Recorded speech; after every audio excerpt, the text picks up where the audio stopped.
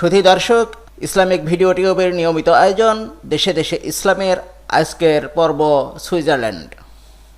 পর্বতমালা আর হ্রদের সমাহারে মধ্য ইউরোপের একটি সুন্দর দেশ সুইজারল্যান্ড। এটি ফেডারেল ধরনের একটি ছোট্ট রাষ্ট্র। দেশটির আয়তন ৪১,২২৮ কিলোমিটার। স্থানীয় ভাষায় দেশটি সোয়াতিনি নামে পরিচিত। কিংডম অফ সুইজারল্যান্ড ১৬৪৮ সালে রোমান সাম্রাজ্য থেকে আলাদা হয়ে স্বাধীনতা লাভ করে, তবে দেশটি প্রজাতন্ত্র হিসাবে আত্মপ্রকাশ করে ১২৯১ সালে।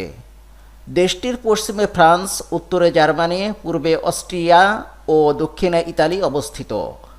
মাত্র ৮৩ লাখ জনসংখ্যার ২০১৬ সালের এই হিসাবটি এ দেশটি শিল্প, বাণিজ্য, ব্যাংক, বিমা ও অর্থনৈতিকভাবে সমৃদ্ধ। সুইজারল্যান্ডের রাজধানী বার্ন। দেশটির জনসংখ্যার ৭৫% জার্মান অধিবাসী। এরা জার্মান ভাষায় কথা বলে। ২০% লোকের ভাষা ফ্রান্স আর ৪% ভাষা ইতালি। সুইজারল্যান্ডের রাষ্ট্রীয় ভাষা ফ্রান্স, জার্মান, ইতালিয়ান ও রোমান। সুইজারল্যান্ডে ইসলাম।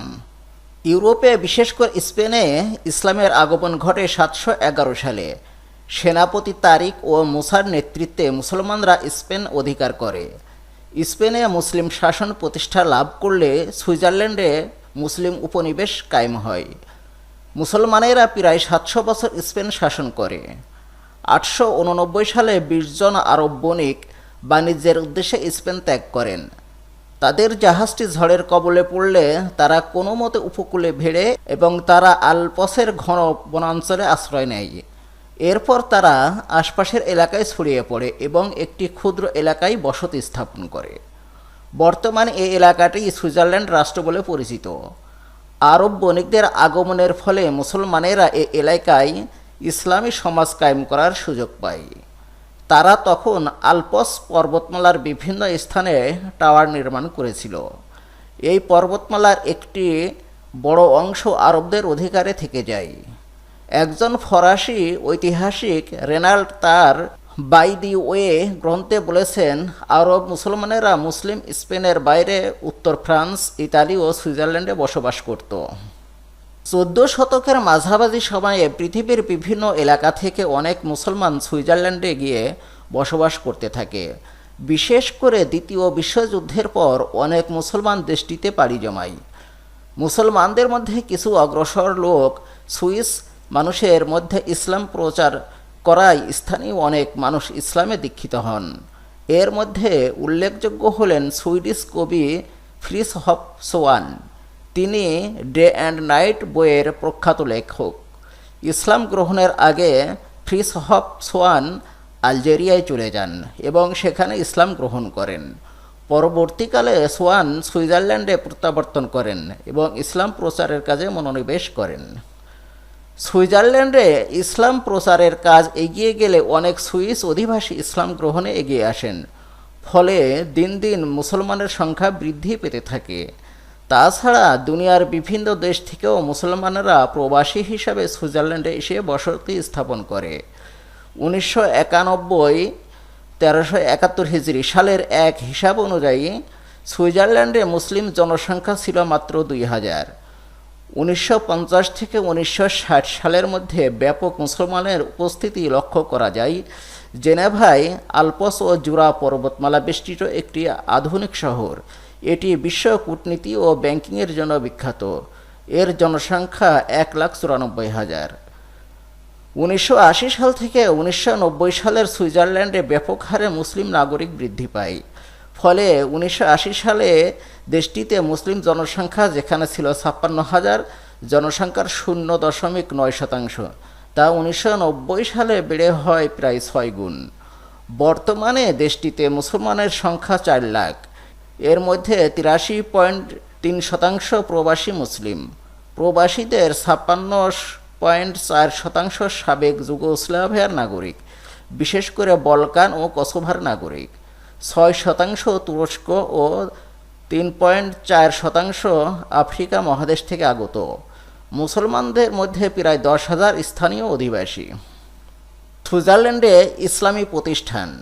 সুইজারল্যান্ডে প্রথম মসজিদ স্থাপিত হয় 1963 সালে জুরিখে। সুইজারল্যান্ডের অন্যতম শহর জেনেভায় নামাজের ব্যবস্থা হিসাবে একটি ইসলামী সেন্টার প্রতিষ্ঠা করা হয় 70 দশকে, তবে এটি বেশি দিন টেকেনি। 1972 সালে 1392 হিজরি সুইজারল্যান্ডে মসজিদ প্রতিষ্ঠার জন্য প্রথম ইসলামী সংগঠন প্রতিষ্ঠা লাভ করে। এই সংগঠনের কমিটি সুইজারল্যান্ডে মসজিদ ও ইসলামী সেন্টার নির্মাণের অনুমোদনও পেয়েছিল। সৌদি আরবের বাদশাহ কিং ফয়সাল ইবনে আব্দুল আজিজ আল সৌদ 1973 সালে সুইজারল্যান্ড সফর করেন। তিনি ইসলামী সেন্টারের ভিত্তিপ্রস্তর স্থাপন করেন। এটি কিং ফয়সাল সেন্টার নামে পরিচিত ছিল। সেন্টারে একটি লাইব্রেরি ও একটি ইসলামী স্কুল প্রতিষ্ঠা করা হয়। মুসলিম ছেলে মেয়েদের এখানে বিনা খরচে লেখাপড়ার সুযোগ দেওয়া হয়। পত্রিকার মাধ্যমে সংখ্যালঘিষ্ঠ মুসলমানদের ঈমান আকিদা রক্ষার চেষ্টা করা হয়। উল্লেখ্য, 1978 সালে 1398 হিজরি জেনেভা ইসলামী সেন্টারটি নির্মাণ করা হয়। সৌদি আরবের বাদশাহ কিং খালিদ ইবনে আব্দুল আজিজ আল সৌদ এই সেন্টারের উদ্বোধন করেন। সুইজারল্যান্ডে 1980 সালের দিকে বিভিন্ন সংগঠন গড়ে ওঠে।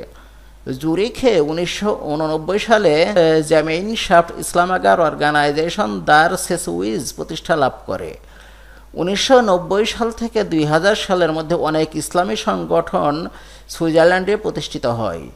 এগুলোর মধ্যে উল্লেখযোগ্য হল অর্গানাইজেশন মুসলিমিন দার সেসউইজ, ভেরেইনিগাং ইসলাম আশার অর্গানাইজেশন জুরিক 1995, বাসলার মুসলিম কমিশন সেসউইজ বাসেল 1997, কোঅর্ডিনেশন ইসলাম শার অর্গানাইজেশন সেসউইজ 2000 ইত্যাদি। সুইজারল্যান্ডে ইসলামের প্রভাব দিন দিন বেড়েই চলেছে। দুনিয়ার বিভিন্ন দেশ থেকে মুসলমানরা কাজের প্রয়োজনে, লেখাপড়ার জন্য অথবা গবেষণার কাজে দেশটিতে যাওয়ার সুযোগ পাচ্ছে। এটা মুসলমানদের সংখ্যা বৃদ্ধির একটি বড় কারণ। তাছাড়া বর্তমান পতনশীল ইউরোপের বেলাভূমিতে যে হতাশা ও ক্ষয়ের সূচনা হয়েছে, তার কারণেও মানুষ ইসলামের কালজয়ী আদর্শ দিকে ধাবিত হচ্ছে। সুইজারল্যান্ডের বিশেষজ্ঞরা মনে করছেন আগামী 2050 সালের মধ্যে দেশটিতে জনসংখ্যা গিয়ে দাঁড়াবে 15 লাখ। আমরা প্রত্যাশা করি একদিন সুইজারল্যান্ডের মুসলমানেরা শক্ত ভিত্তি রচনা করবে এবং দেশটির উন্নতি ও সমৃদ্ধিতে ভূমিকা পালনে সক্ষম হবে। ভিউয়ার্স, আশা করি ভিডিওটি আপনাদের ভালো লেগেছে। আর ভালো লাগলে অবশ্যই লাইক, কমেন্ট এবং শেয়ার করে আমাদের সাথেই থাকবেন। আল্লাহ হাফেজ।